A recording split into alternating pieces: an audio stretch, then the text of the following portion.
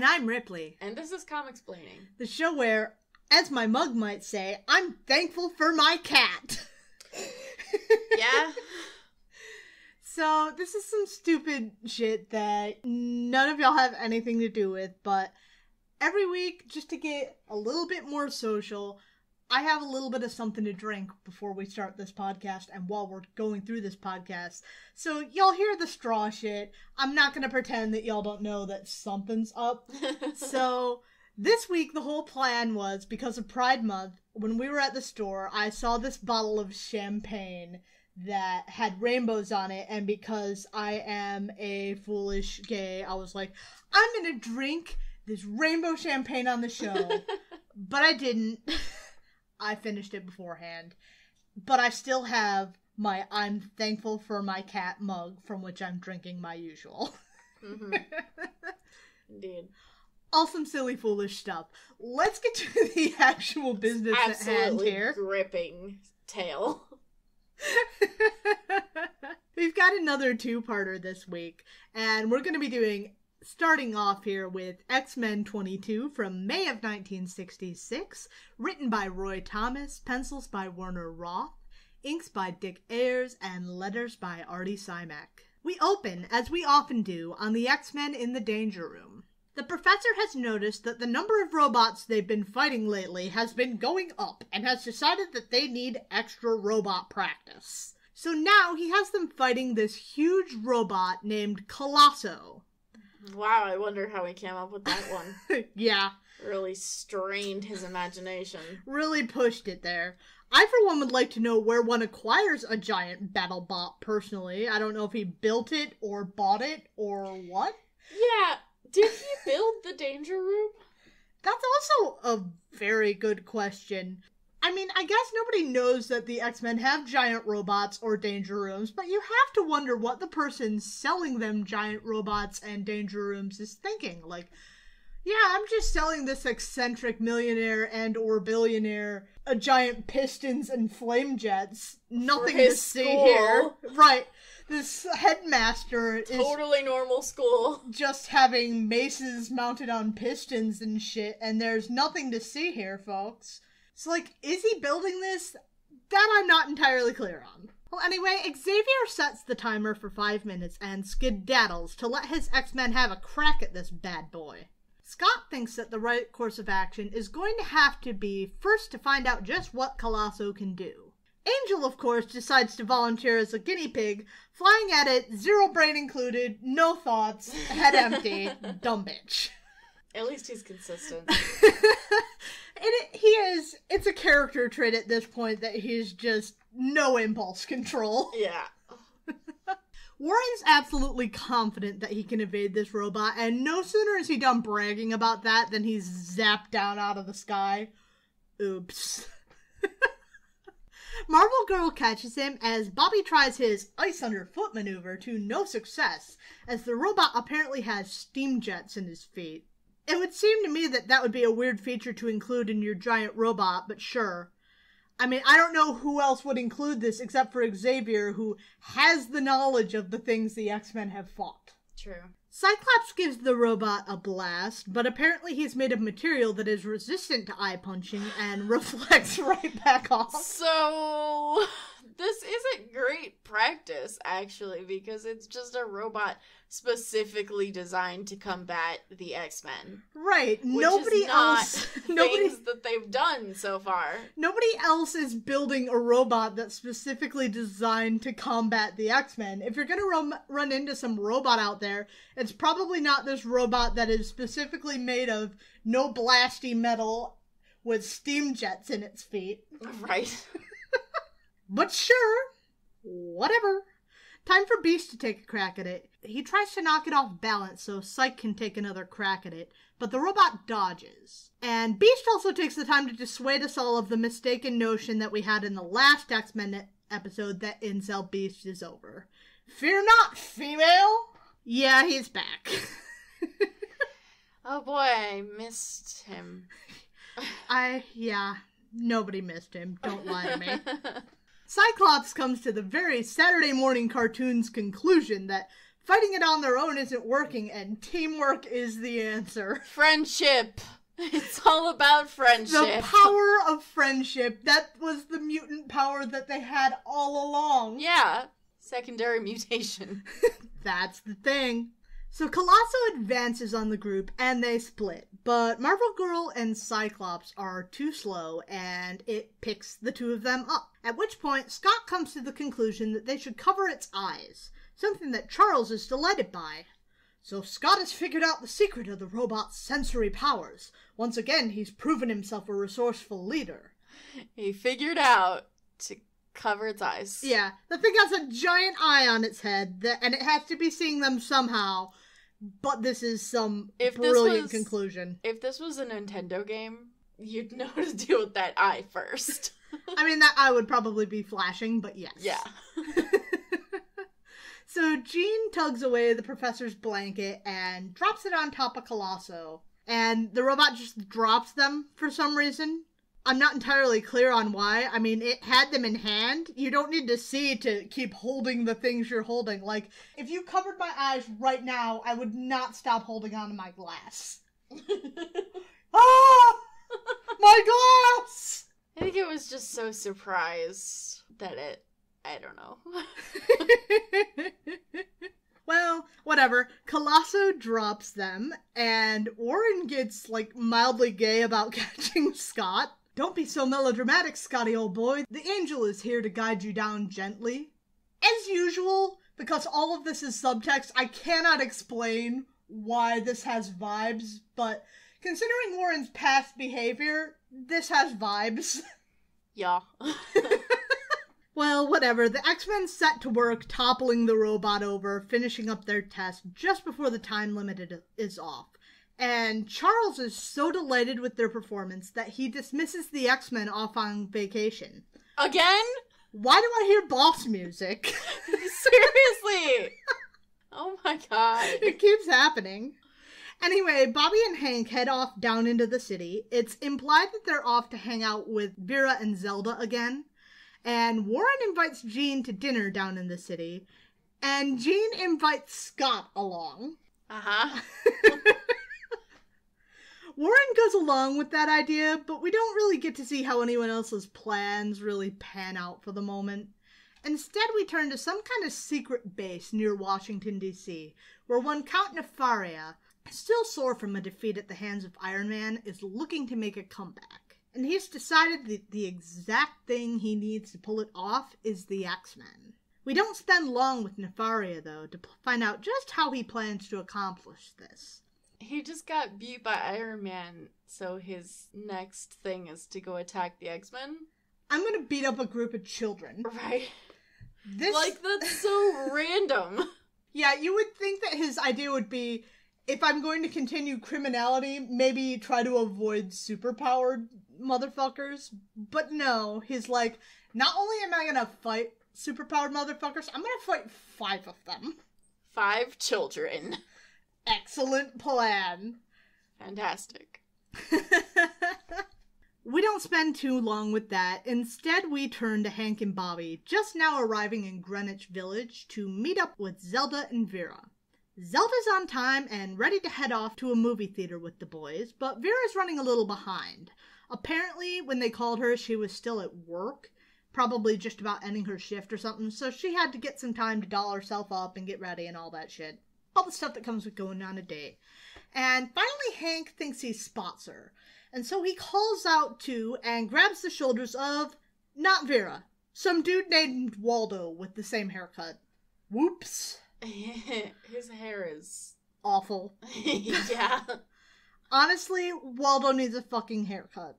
Waldo, this is not the look for you. Not even going with the whole, oh no, I hit on a dude thing, because that's, like, not the thing at all, but, like... Honestly, I thought he was one of the Beatles for a second. Waldo, cut your hair. Yeah. Anyway, honestly, the way he talks, we bitch about Incel Beast so much, but the way he talks does not help his case at all. Like, what is this shit? Salutations, beauteous one. Your punctuality shall be rewarded by an excursion to the local cinema, followed by a luxurious malted. Like, I get what they're going for, but it has not aged well at all. Mm-mm. A lot of Hank's character in these early issues is not aged well. He just comes off super incel-y and neckbeardy, and Hank deserves better. We all deserve better. We do. I like this guy who's walking around with a guitar on his back. I think the point is that this is the hippy-dippy place. Oh, I see. The hippy-dippy area of town where all the young hip kids are hanging out. Including this gray-haired dude with a guitar. Yeah. Not sure what's up with that. Anyway, the real Vera arrives, and the four of them set off on their double date. Speaking of double dates... Oh boy. We turn instead to Jean, Warren, and Scott on their date at some high-class uptown restaurant. And while Warren didn't initially seem super jazzed about Jean extending this offer out to Scott, now he's not even gonna let the boy pay for his own meal. Jean Scott Warren is real, folks. Oh yeah. I mean, I know what they're going for. Warren loves Jean, but Jean is smitten with Scott and invites him along because 1, she wants to date him, and 2, she wants to get the message across to Warren. But Scott is socially dense as a brick and too caught up in self-pity to go along with it, blah, blah, blah, blah, blah, blah, blah. But, like, considering that Warren has literally brought up the idea of going on a double date with Scott before, I like to think that on this Pride Month, Warren should be allowed to date both Jean and Scott. At the same time. Exactly. He's the B in the LGBT. He is. Me too, bud. Anyway, love triangles are tired. The polycule is where it's at, folks. Jean Scott Warren, real. If only in my mind. Because back in the reality of the comic, we get to one of the funnier panels that I've ever fucking seen. Like, Warren's thinking to himself in the car, Jean's so quiet, so pensive. Maybe she's finally beginning to feel about me the way I do about her. While at the same time, Jean's thinking, oh, Scott, Warren's a wonderful guy, but when will you see that it's you who I love? Like... Wow. Yikes. Oof. Oh, buddy, you have no idea how wrong you are. You almost feel bad for Warren at this point. Yeah, a little bit. A little bit, yeah. Meanwhile, Scott, oblivious to the fact that he has potentially both a boyfriend and a girlfriend, he's busy sulking as he returns to the hotel room that he's rented for this vacation, bemoaning that his eyes make him dangerous to the people that he cares about, despite the fact that they don't fucking care. They know about your eyes, they don't care, Scott! Oh my god! And also, as long as you keep your glasses on, it's fine. Exactly! Like, I don't understand this... It's not this like anybody text. cares. You have your glasses on all the time. You know to keep your glasses on. Right. Your people know to keep your glasses on. You're in a place for people with special abilities. No one cares, Scott! It's ridiculous. It's absolutely absurd. But it is also the exact kind of thing that a teenager would be stressing out about. It really is. Teenagers are... No offense to any teenagers out there, but I've been a teenager. Teenagers are fucking stupid. Okay. If there are any teenagers listening, here's what I'm going to tell you. The things that you're worried about that people will judge you for, they won't. No. They won't. The things they're going to judge you for are things that you will have no idea are coming. Yeah. No control over. Exactly. Generally. This is absolutely ridiculous. Well, Scott decides in his sulkiness that he's going to cut through Central Park when he spots what appears to be Marvel Girl levitating near the treetops. So he decides to investigate, but the Marvel Girl that he thought he saw is nowhere to be seen now. The real Marvel Girl also hears notification of the same over the radio while she's in Grand Central Station, prepared to catch her train back upstate. She plans to visit her sister. She has a sister? She does. She has several. She has 2 sisters and 2 brothers, actually. We only ever meet one, but... That's fucked up. They should all be mutants. You would think. Her sister actually does have 2 mutant children in the future, so there may be some latent gene shit going on. Dominant and recessive genes and shit. Yeah. Like how in my family, every generation, there's one kid with red hair. Exactly. That's the shit. And that's me. There you are. There he is. Well, this doesn't make much sense to her. The only 2 flying X-Men are accounted for, she's here, and she was literally just with Angel like 5 minutes ago. So who is this flying X-Man? So she, instead of catching her train, catches a cab to Central Park, determined to get to the bottom of it. And she changes into costume and ventures in on her own, only to quickly be snared by the vegetation in the park and knocked out with some chloroform gas. So that's the kind of comic we're having here. We're knocking out women in parks at night with chloroform. Yikes. Yeah, that's not a great look. No. Not at all. So Scott, too, is changed into his costume to investigate things when he sees the Angel flying overhead. Or does he? While Scott rushes after this ersatz Angel, trying to catch up with him, we see the real Angel in his car, listening to the radio reports of flying X-Men over Central Park. He parks his car, and Warren 2 changes and flies off to investigate just what is going on. This is ridiculous. Yes. Only to spot himself soaring over the trees. So he follows the other Angel and touches down, but there's no sign of any Angel that is not him. Instead, he's met with some costumed figure who introduces himself as the Scarecrow, who immediately sets a murder of crows on Angel to drop some kind of weird adhesive net on him, and through that, he is captured and carried off by Magia goons. Oh yeah, so the Magia. This is our first time mentioning that, so we should probably talk about it a little bit. Exactly. So, I kind of think that the Magia are like a comics code thing, because you remember how weird the comics code was about crime? Yes. So I kind of have to figure that they were getting weird about the Mafia and decided we're just going to call it the Magia, even though it's the same shit. It's literally just Mafia, but with the F change, both of the F's changed to a G. Yes. It's the exact same thing. Do not understand it. So when we talk about the Magia, just remember Mafia. Yeah. The Magia is Marvel's Mafia, even though sometimes in later years they do use the term Mafia, but like, Magia equals Mafia, Mafia, let's just say, equals Magia. Yeah. Anyway. So I'm kind of entertained that through all of this, the first X-Men on the scene still hasn't been snared and is still wandering through the massive Central Park looking for his friends. Aimlessly. Where'd that Angel go?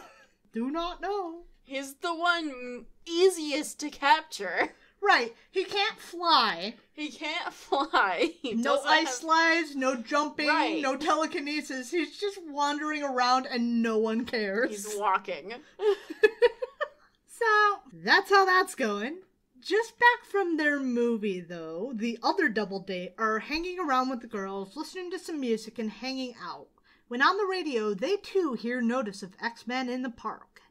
Hank, much to Vera's displeasure, excuses himself and heads to Central Park as well. He wanders through the zoo, wondering aloud why his friends would have come here, and not only come here, but come here in full costume, when another costumed figure answers, letting him know that his friends have been captured, and now Hank too has wandered into a trap.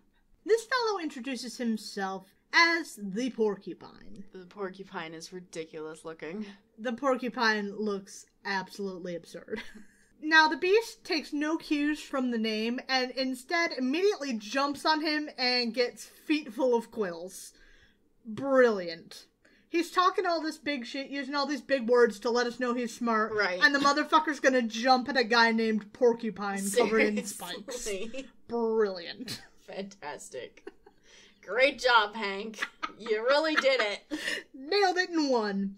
So Hank bounces away, but before he manages to take another swing at the Porcupine, he finds himself hypnotized by some sort of spinning disc.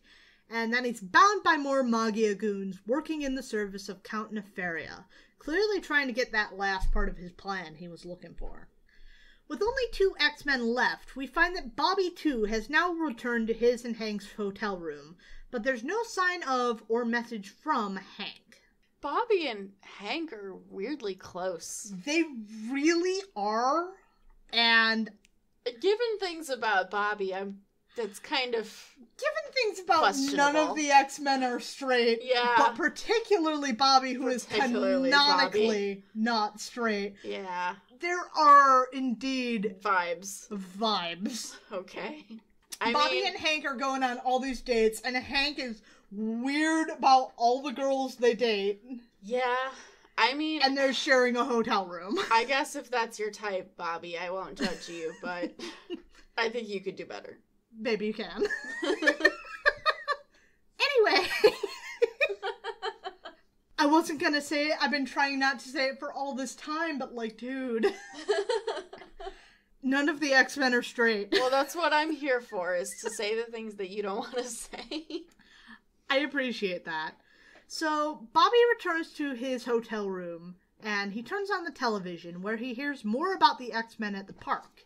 And again, particularly, the one X-Men that it definitely couldn't be. You see, there are sightings of Iceman near the lake.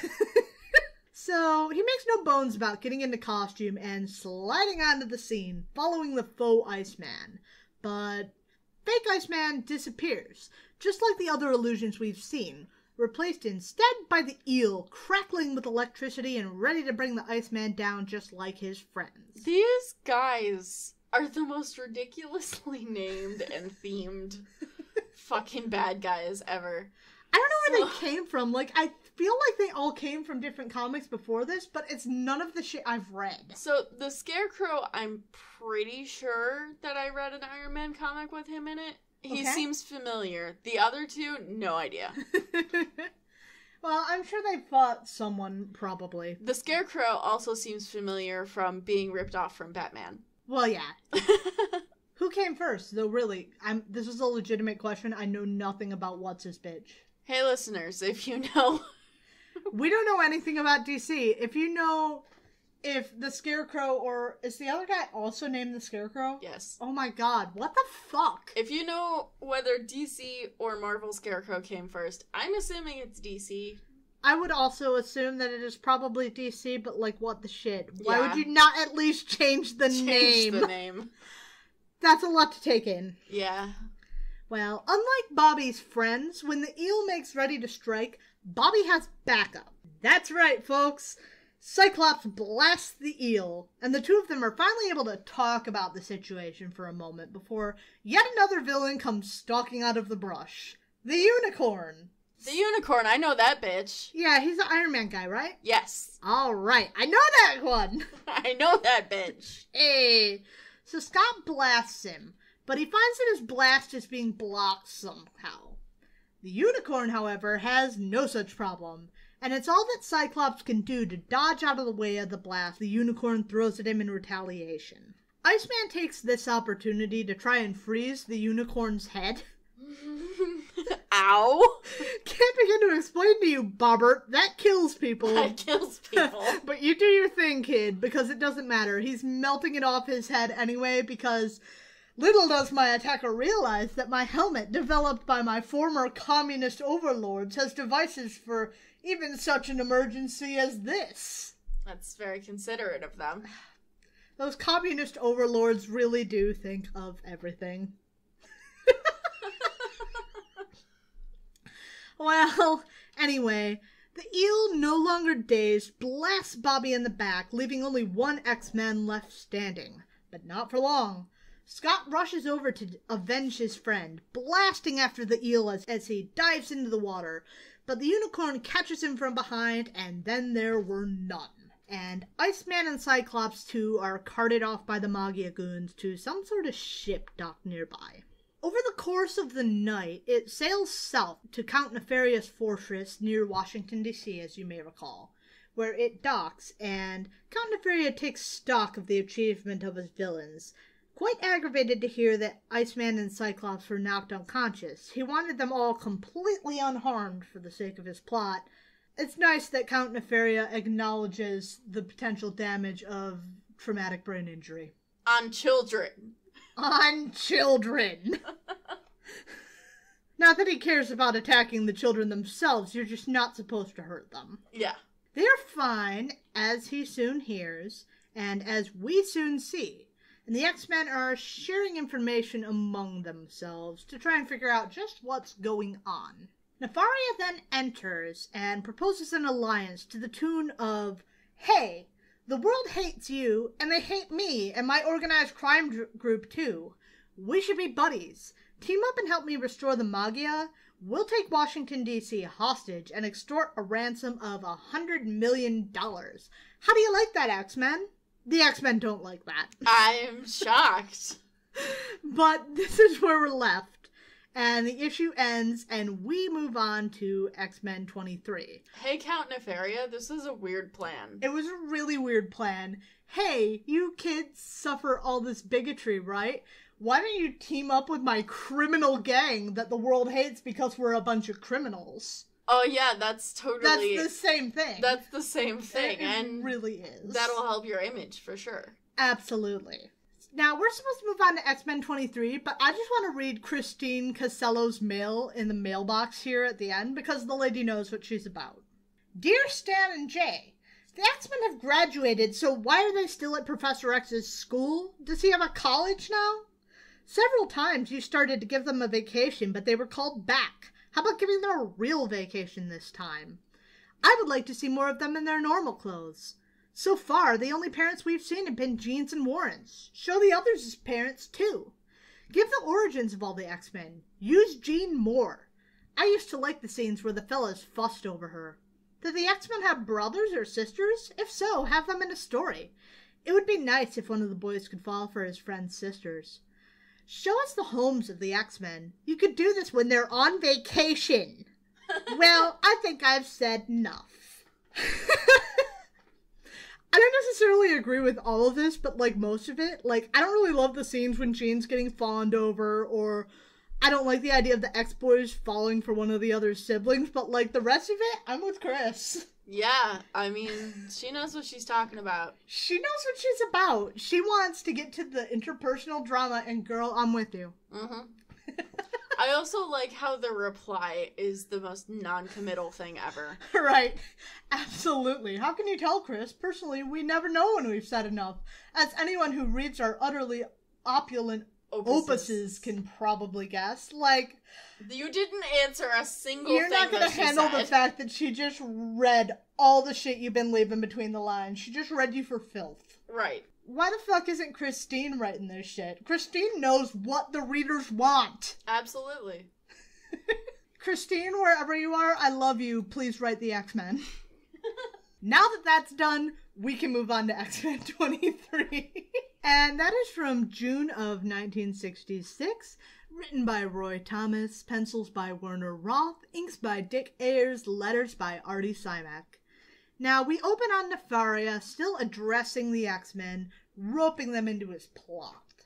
He explains that he intends to frame them, and they can either work with him, or both be destroyed and be blamed for the events in Washington, D.C., whether or not they cooperate. Count Nefaria has a really strong aesthetic that super doesn't match his identity as a Magia boss. Right, like, he's definitely got this old Count Dracula, Eastern European royalty thing going on with his look that, like, has nothing to do with what I'd expect, the grease back hair, the rose in the pocket, or whatever. He's got a cape, he's got a cravat, he's got a monocle and a cane, he's got the X-Men chained up in a dungeon.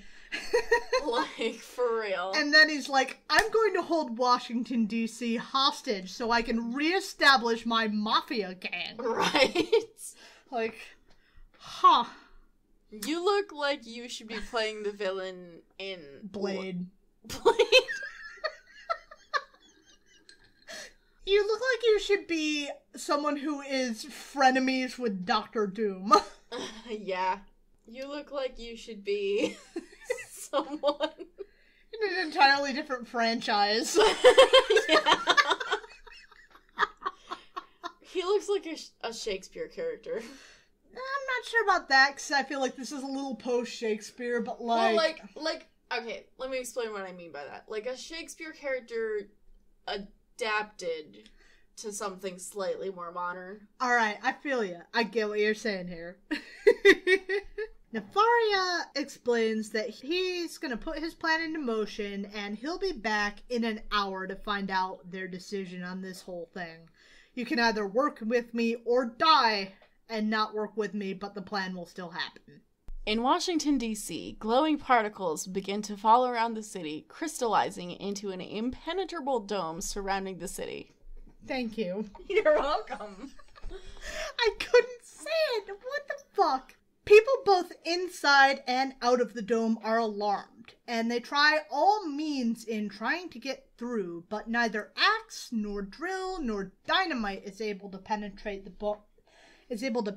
dome. Some of the generals are also like, what if we got a nuke in here? But luckily there are some more sensible heads that are like, you're gonna kill people. Do not fire off a fucking nuke at Washington, D.C. Kill everyone in the suburbs. It's worth it! We know who's important here. Yikes. Well, with that said, Count Nefaria decides to make good on his plan. We see the X-Men appear on the steps of the Capitol, entering and making their demand of $100 million ransom in the span of 3 hours, or else the crystals of the dome will absorb all of the oxygen inside, killing everyone. The X-Men then disappear right before the eyes of the Capitol Police, who are like, can they do that? And it's like, yeah, sure. And the sound effect that they make as they disappear is gleep. Gleep. We then turn to the X-Men, not in the capital city, still imprisoned in Nefaria's fortress. They're attempting to free themselves with little success. Jean can't get their shackles free as she doesn't know just how the locks have to be manipulated by her telekinesis. She tries several times, cycling through their restraints, but with little success. And as this would be boring to read, we instead turn to Professor Xavier working on some new invention. I have to say, I really don't love him as an inventor. It's never how I've seen him, and I think it's too much. Rich and powerful, sure, but does he need to invent all these gadgets? I think other people should make them. Yeah, I agree. I think Hank should make them. You know, that's a great call. That would be something to do with all this intelligence that is not just using a bunch of big words and ending up sounding like a fucking neckbeard. Right. That's a good call. I like that. But that's unimportant at this exact moment. Xavier is startled by the telephone as I've mentally sealed off my brain so that while I'm working, even the X-Men can't contact me. But I forgot about such a mundane thing as a telephone. That's really funny. That's so much. Keep on doing your thing, you funky little mutant you. That's a ridiculous detail, and I love it. So Charles speaks with one of his contacts in Washington, one General Fredericks, because Charles just fucking knows everyone. And General Fredericks informs him of the situation, and you really gotta wonder what Xavier is thinking right now. I've heard of zany teenage hijinks, but this is really taking it too far, kids. Boys will be boys. Boys will ransom the nation's capital. Also, Jean is there. Shrug. Well, she's the girl, so... She's the girl. The women folk, they don't do anything, really. Mm-hmm. They hang back in the fight and can play nursemaid to all the boys when they get hurt. Yep. I'm still sour about that. I know. So Charles reaches out to the X-Men trying to contact them, but they do not answer him, and he's determined to keep trying. But as far as we know for now, he's not met with any success. And we turn back to the X-Men, and Jean tries one last time to open the restraints of Scott's visor. She's greatly weakened by her efforts with all the other restraints before this, but she's able to pull it just far enough open that Cyclops can open his visor and blast the rest of the way free. And with that, he can free both himself and the rest of his peers. It's only then that Professor Xavier's telepathic message reaches them, offering them directions for some sort of plan to approach the situation with. We then turn to Nefaria, who is delighted to learn that the government have agreed to his terms, and slightly less delighted to learn that the X-Men have broken free of their bonds, and are demanding a cut of the ransom. He cautions that if they plan to go along with this in order to deceive him, he's the only one who can control the dome, and he is more than willing to destroy everything inside, so just go along with the plan, X-punks.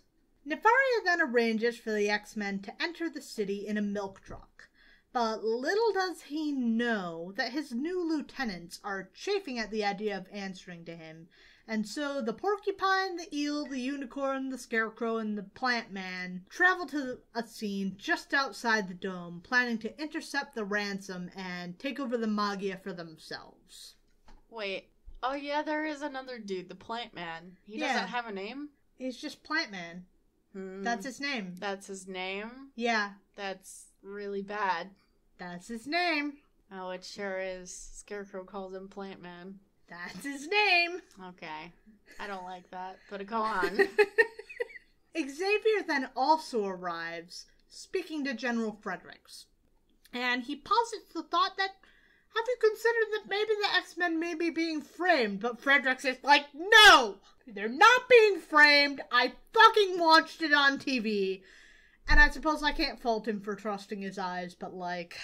Everything on TV is real. It's on TV, Charles! I watched it happen! They wouldn't lie. On TV. Do you think people would just go on the internet and tell lies? Go on the TV and tell lies? They wouldn't do that. No.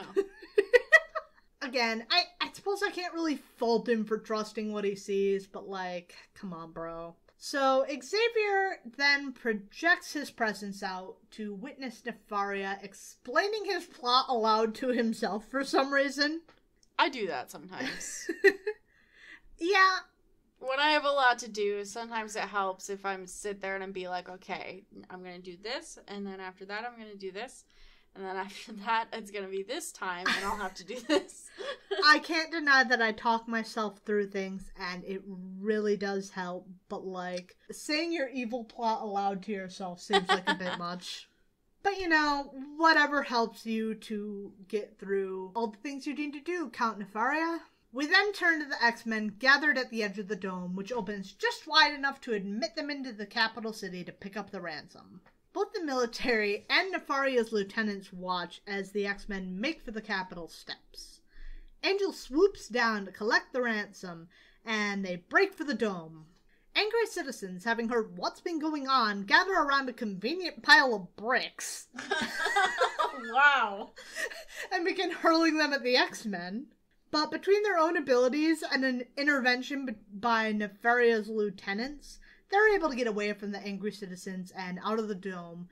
But the bad news for everyone involved is that Nefaria's lieutenants don't want the money for him, they want it for themselves. One thing I'm really not clear on is how they got into the dome. Like, they came here in secret, right? Like, it wasn't part of the plan, Nefaria didn't send them here, and yet they're inside the dome and not outside of the dome.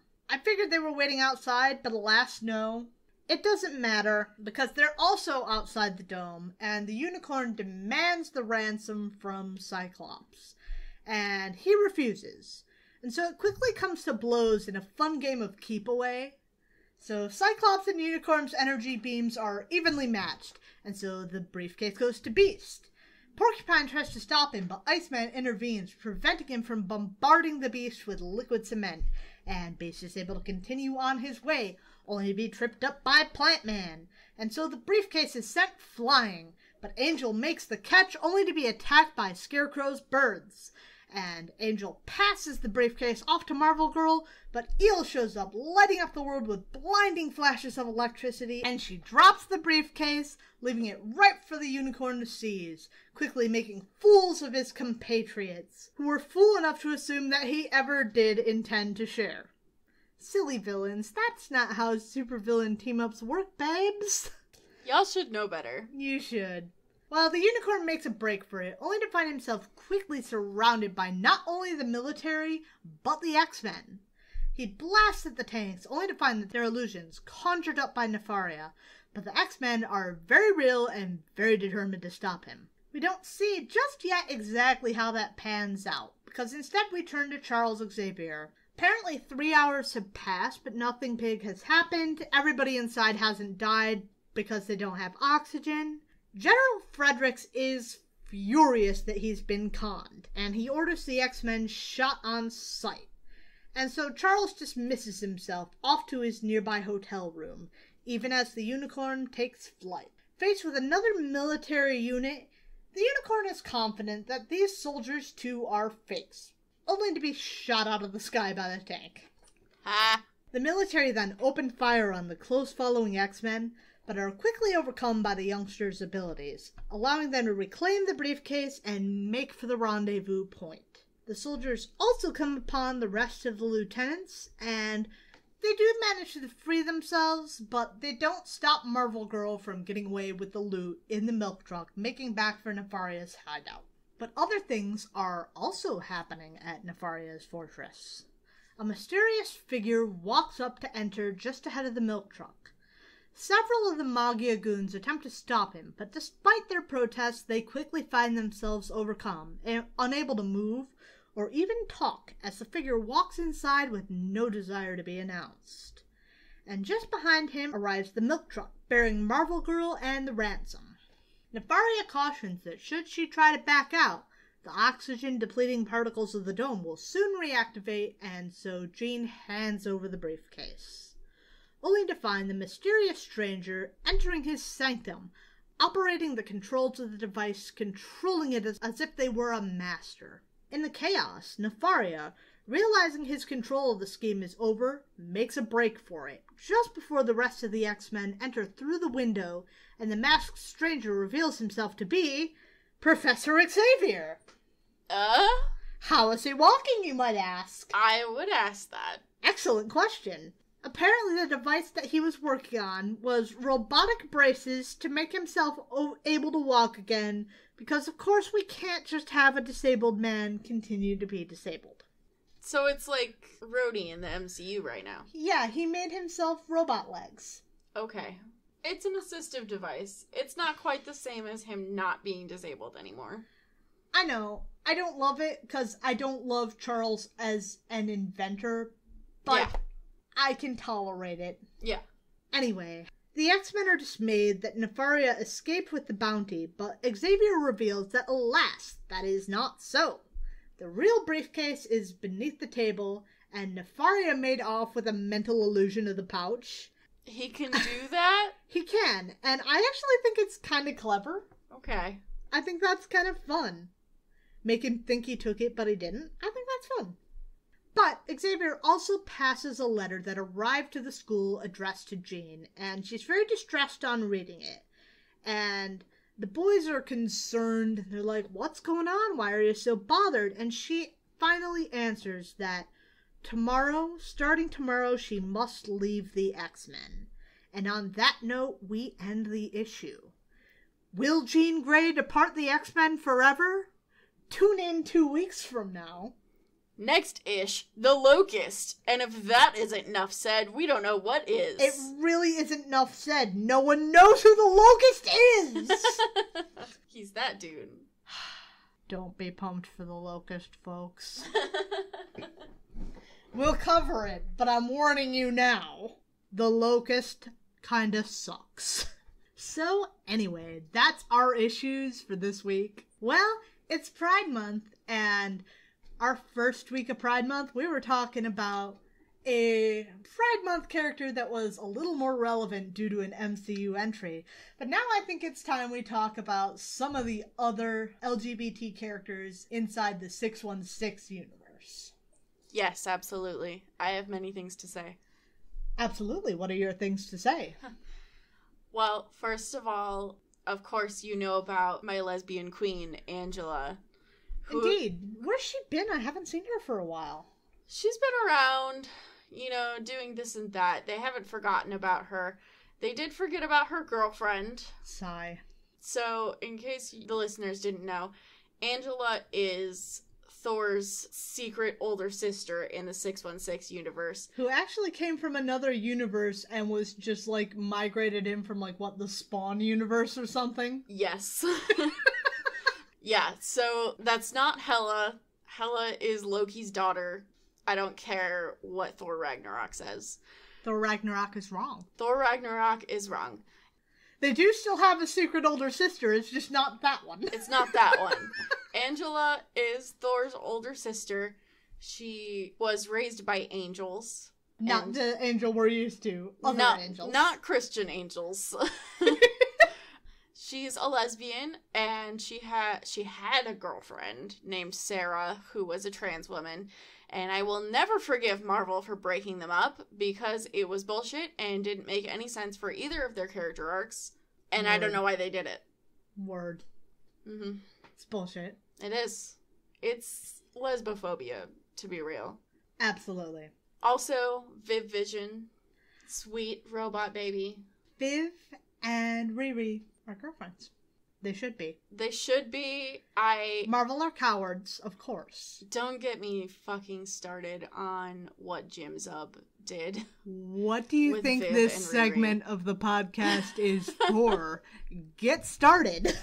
Oh my god. I mean, first of all... my whole segment of this, my whole thing I had planned was a rant segment about Brian Michael Bendis, so like... Yeah. I mean, first of all, having Viv, who is canonically a lesbian, assault another girl on her team, basically, kissing her without consent, and then...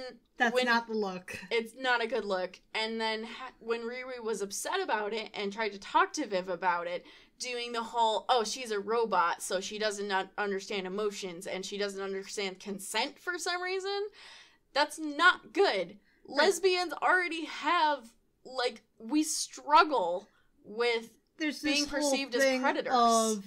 I'm in the locker room, I can't change in front of my lesbian teammate because she's ogling me and definitely wants to get with me thing. Right, it's like, it's not good, and it's disgusting, and I fucking hate that Jim Zub did that. Especially with Viv Heart, which is actually a great ship. They're really wholesome. They're so cute. Why did you do this? Great question. Anyway, go ahead. Wow, I didn't expect our Pride Month segment to be so angry, but it is. Because I am going to follow this up also with some anger at Brian Michael Bendis! Gay Wrath Month. Gay Wrath Month! That's supposed to be August or July or whatever. July, I think. Yeah, July is Gay Wrath Month, but we're bringing Gay Wrath Month a little early here, folks. Hell yeah. It's always Gay Wrath Month at our house. It's Gay Wrath year. Every year. Gay Wrath life.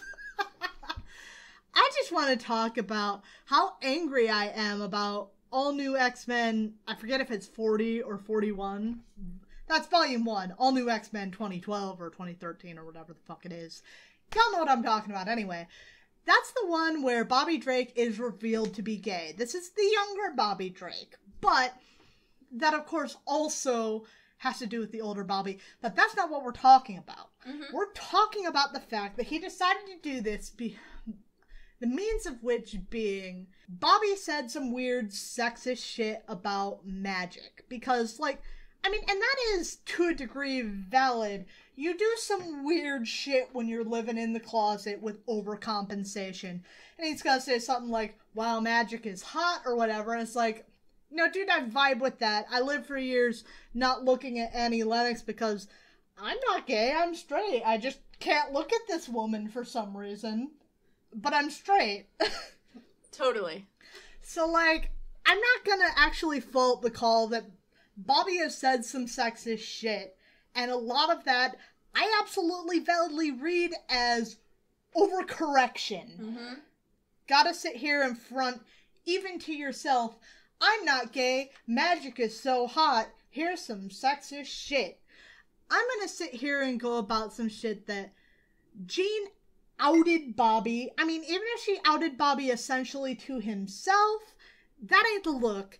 Not to mention the fact that Jean is one of those characters that is so obviously at least bi, if not a lesbian, considering interactions she's had with the Scarlet Witch, the Invisible Girl, Storm. Why did I forget Storm's name? God. I don't even know. But, like, she's one of these characters that has definitely got some undertones going on with how she approaches other women. So you're going to take this person that, to me, reads as very clearly bisexual, at the very least, and I'm going to say outright, I think Jane is bi. I think that her interactions with the boys are valid. I don't think there's anything at the least about it. Right. If she reads us bi, then she's bi. She's a woman who loves other women. Mm-hmm. No matter which direction you take that, I think she's clearly a woman who loves other women. Wallawa. Wallawa. Wallawa. She's a wallawa, folks. But you're going to take this person who reads, I think, very clearly that way. You're going to have her out a gay man, if only to himself, And then Bobby's like, well, maybe I'm bi. And she's like, nah, I don't think you're bi. I think everybody's a little bit bi. I think you're, like, more like the full gay. And it's like, not only does she rob him of making this discovery, this very important discovery to your sense of self himself, she takes that out of his hands, I think what he was going for is frustration over Bobby treating magic in a sexist way, but, like, that really, to me, doesn't overcome the fact that you outed him. Mm-hmm. That just really rubs me the wrong way. So on Gay Wrath Month, this is my entry. Okay, but her saying everyone's a little bit bi is such an indicator that Right. she's bi. Yeah. Bi people think that way. That's absolutely the way that I have chosen to read that, when she's just like, how dare you, honestly? You're gay. I mean, like, everyone knows magic's hot. When other women are not like, magic's hot, other women are just like, wow, magic's kind of pretty, right? She's got her own look going on, while Jean's sitting here in, like, teenage woola lust, like, wow, magic's hot. Fuck you, Bobby. You don't even actually think she's hot. Fuck you. I think she's hot, not you. Fuck you, Bobby Drake. Brian Michael Bendis just wasn't fucking there. I know what happened. Yeah. And that's also not to say anything about the fact that Northstar is the first revealed LGBT character in all of Marvel, and I'm sitting here on Wikipedia reading the fact that the way they plan to address this is the fact that he was being sick was supposed to be some kind of tie-in to him having HIV, like, yikes, dude! Whoa, yikes! That ain't the look! Holy shit. We've since come around to him being the first LGBT character to marry, kinda, sort of. But, that ain't the fucking look. What else do I have to say? I've got so much shit to say. Let's talk about Mystique. Why did they confirm Hercules as bi and then have In him an alternate universe. No. Oh, you're right. There was a 616 Hercules. Currently. Why did they confirm him as bi by having him date Novar, of all people? Stupid slutty Novar. Fucking Novar. We knew Novar was bi. I mean... We did. It was said. It wasn't said necessarily in the best way because, again, there's this whole idea of bi people will sleep with anyone who gets near to them. Exactly. And Novar, like I said, stupid slutty Novar. Yes. So the way you're gonna say Hercules is into other dudes is to have him hooked up with stupid slutty Novar. Hook up with Novar. The dude who will sleep with anything because he's bi. I mean, Hercules has to be bi because he's a Greek god, right? I'm not arguing with it. I mean, we've seen Hercules in other universes. We've seen Hercules with alt-universe Wolverine, and they're a thing. He has to be bi, but they could have done it better than that. I don't think that's the look. No. Let's see. Let's talk about Mystique. Talk about Mystique. So, Mystique is another one of those characters that, if you look at the Marvel Wiki, is considered genderqueer, which, again, for the same weird... All shapeshifters are trans, don't you know? Right, all shapeshifters are genderqueer because they are sex queer. And the only genderqueer characters we have are shapeshifters. But, like... That's not othering or difficult at all. Not at all. No. Though, whether you accept the genderqueer thing or not, she is living as a woman who loves a woman. Yes. So, Mystique and Destiny were a couple for years. A couple even that raised a daughter, which I think is adorable, honestly. Yeah. I love the fact that Irene and Raven raised a kid. Yes. Until later years, it was honestly fairly wholesome, at which point Mystique roped her into her schemes, because just because she's an LGBT character doesn't necessarily mean she's a good person. Gay people are allowed to be evil.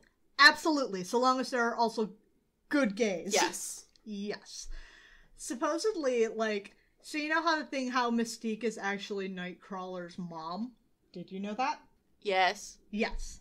Okay. So, like, supposedly what Chris Claremont wanted for the longest time is that Nightcrawler was Mystique and Destiny's biological child, and that the thing going on with that is that Mystique was born as a dude who has been living as a woman, which there's shit to say about that, but that Destiny is Nightcrawler's mom and Mystique is his father. Now, we didn't get to go that whole thing because, of course, we couldn't in the 90s live with the fact that, hey, maybe there is some shit to the fact that Mystique can be either a man or a woman. No, Mystique looks like a girl, so she's a girl. We couldn't be living with that at that point. Mm-hmm. I honestly wish we'd gone that way because, like, that's spicy. But no, instead Mystique had a kid with a demon. It's not great. Also, the fact that one of the first LGBT couples within Marvel, they killed Destiny off. Let Mystique have her wife. Let her have her wife. They're so cute. Just let her have her wife in general, but, like, they really are cute. She's this old woman, and even after all this time, they're still together. There's nothing where they've split up because she's lost her looks or anything gross like that. They're still together, even though Irene is an old lady when we really see her. I don't know, I just think it's really cute. It is. What else do we have for Gay Wrath Month? I mean, I have some gay wrath about Loki, but we've already talked about Loki. I have some gay wrath about all of the X-Men are gay, but we can never confirm that. I mean, I don't necessarily approve of the way he did that, but, like, we were covering this earlier, even this episode.